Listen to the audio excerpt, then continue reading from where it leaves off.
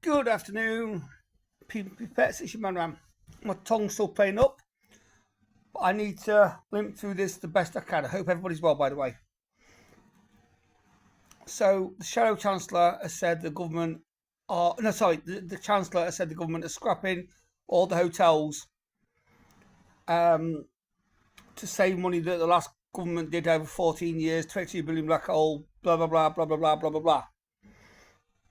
I don't know if anybody saw this morning, but the Justice Secretary, whoever that may be in that party, has decided they're scrapping the vagrant law, which came into force 201 years ago in 1884 after the Industrial Revolution, which basically meant it was illegal for people to sleep rough. And people up to now have been getting charged for sleeping rough. Right? This is where the two things miraculously tie up. Okay? So they're taking the people out of the hotels. That's fine. Because the people that are sleeping on the streets, the British veterans, British pensioners, British children, British wives, British women, British men, British children that are currently sleeping rough, that would be classed as illegal, are now not illegal. They scrapped that vagrancy law that came into effect in, like I say, 1824, 201 years ago. That's not illegal anymore. So those people are allowed to sleep on the streets. And what does that mean? That means any empty flats, as in my case, in my flat, as in 2 or 3 of the blocks down my road, Operation Dispersal. That means that leaves open doors for them to put illegal migrants in. So they'll tell you there's 5,000 fewer illegal migrants in hotels around the UK. That's because there's 5,000 more British homeless people on the streets, and there's 5,000 more migrants being put into flats and social housing that should have gone to the British public first, but haven't. But now it's okay because it's not illegal for people to sleep on the streets. So there'll be no spikes on benches like there was a couple of years ago, somewhere down south, one of those posh areas. There will be no police enforcing people don't sleep in doorways. There'll be none of this WISE team, I can't remember what it stands for, that walks around, the town marshals. They won't need to enforce people move on because it's not illegal. And it's not illegal because they need the houses for the people they're taking out of the hotels. It's not rocket science to realise that all they're doing is robbing Peter to pay Paul. They're taking with the left hand and giving it out, with the right hand. And it's like that word of hand stuff that Penn and Teller do. The magicians and all that.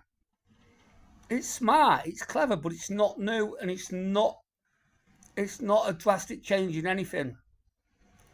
So you watch how many British veterans, British pensioners, British children end up on the streets, and you watch how many illegal migrants end up in houses next door to schools, nurseries, next door to women's refuges.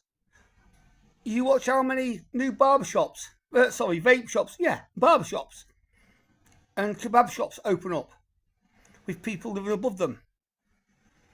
Don't say you wasn't warned. Don't buy this. This is not a correcting of mistakes. This is transference of balance.